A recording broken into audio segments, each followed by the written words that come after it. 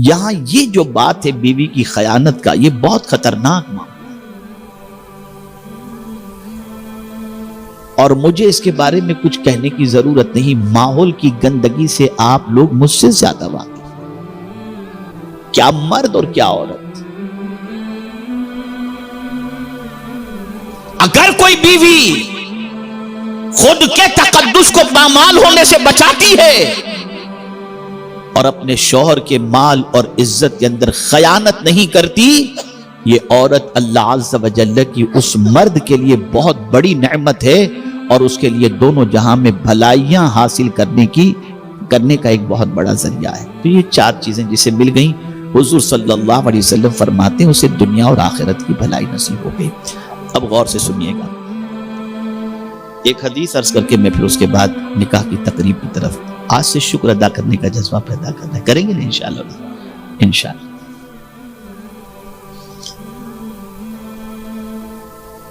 آقا کریم صلی اللہ علیہ وسلم نے ارشاد فرمایا، نعمت کے ملنے پر اگر کسی شخص نے ایک بار کہا الحمدللہ، غور سے سنیے گا، الحمدللہ، اللہ اسے ثواب عطا فرمائے گا، اور اسی نعمت کے ملنے پر پھر دو بار اس نے دوبارہ کہا الحمدللہ، اللہ تعالیٰ دوسری مرتبہ کہنے کا بھی ثواب عطا فرمائے گا۔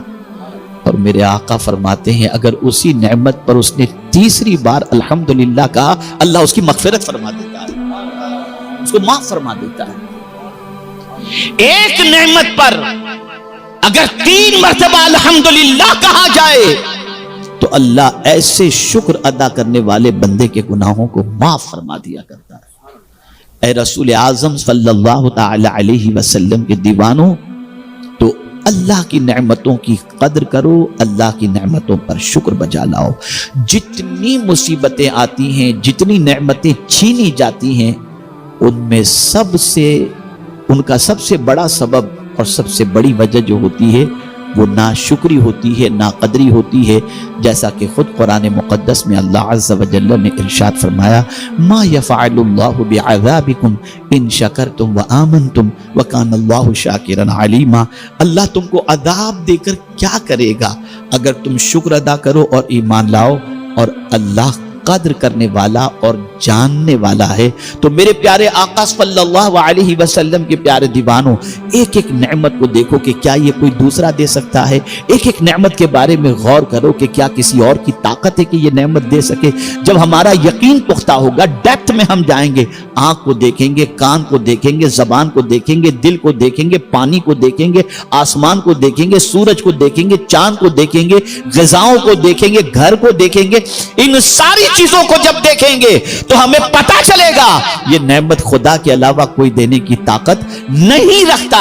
تو اس کریم نے جب اتنا عطا کر دیا ہے تو اپنی زندگی کو اس کا شکر بجا لانے میں گزارنے کی کوشش کرنی چاہیے۔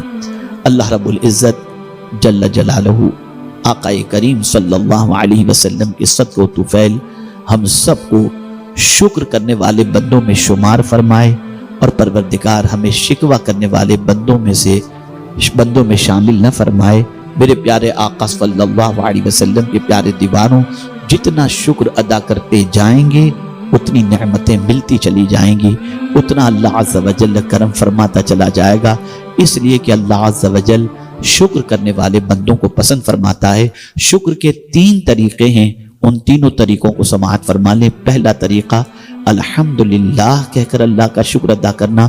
دوسرا طریقہ جیسے نعمت ملی فوراً اللہ عز و جل کی بارگاہ میں سجدہ ریز ہو جانا، سر جھکا دینا اور سجدہ شکر بجا لانا، یہ دوسرا طریقہ ہوا۔ اور یہ سرکار صلی اللہ علیہ وسلم اس پر بہت عمل پیرا تھے۔ دعا قبول ہوتی تھی سجدے میں، امت کے لیے بشارت آتی تھی سجدے میں، سرکار صلی اللہ علیہ وسلم سجدہ شکر بہت زیادہ بجا لاتے تھے، ہر نعمت پر اللہ کا شکر بجا لاتے تھے۔ یہ سرکار صلی اللہ علیہ وسلم کی شان تھی۔ اور تیسرا شکر کا طریقہ یہ ہے کہ اللہ نے جو نعمتیں دی ہیں ان کی ناقدری مت کرو۔ اب اس کو ایک مثال کے ذریعے سمجھا کر گفتگو ختم کروں۔ سید صاحب اگر کسی کو قلم تحفے میں پیش کریں اور سید صاحب دیکھ رہے ہیں اور وہ لکھنے کی بجائے یوں قلم کو توڑ دیں، آئندہ سید صاحب کوئی تحفہ دیں گے؟ جواب دیجئے نا آپ۔ یار آپ ایسا جواب دیتے لگتا ہے ٹھنڈی بہت لگ رہی ہے آپ لوگوں کو. دیں گے تحفہ آپ لوگوں کو؟ نہیں دیں گے. کیوں؟ اس لیے کہ آپ کو قلم دیا تھا لکھنے کے لیے، آپ نے توڑ دیا، نعمت کی ناقدری کی. بس اس کو سمجھ لو. اللہ نے جتنی نعمتیں دی ہیں اگر ان نعمتوں کی قدر کرو گے تو وہ چھینے گا نہیں، وہ مزید عطا کرے گا. آنکھ کی نعمت دی ہے قرآن دیکھنے کے لیے، کان کی نعمت دی ہے قرآن سننے کے لیے، زبان کی نعمت دی اچھی بات بولنے کے لیے، دل دیا ہے مصطفیٰ پیارے صلی اللہ علیہ وسلم کی محبت میں دھڑکنے کے لیے. جب آپ نعمتوں کی قدر کرو گے تو اللہ کا وعدہ حق ہے، وہ مزید نعمتوں سے مالا مال فرمائے گا. تو نعمتوں کی قدر کرنا کہ ان نعمتوں کے استعمال کا جو طریقہ اللہ نے بتایا ہے اسی طریقے کے مطابق اللہ کی نعمتوں کو استعمال کرو. انشاءاللہ العظیم رب قدیر جل جلالہ کرم کی بارشیں نازل فرمائے گا. میں اپنی بہنوں سے کہوں گا کہ بہت ساری بچیاں اور بہت سارے بچوں کے بارے میں ہم جانتے ہیں کہ جب ان کی شادیاں نہیں ہوتی ہیں تو ان کے ماں باپ پریشان ہوتے ہیں کہ کوئی اچھا رشتہ مل جائے، اور شادی جب ہو جاتی ہے تو اس کے بعد پتہ نہیں موڈ خراب ہو جاتا ہے اور پتہ نہیں کیا کیا جھگڑے فساد گھروں کے اندر بپا ہو جاتے ہیں.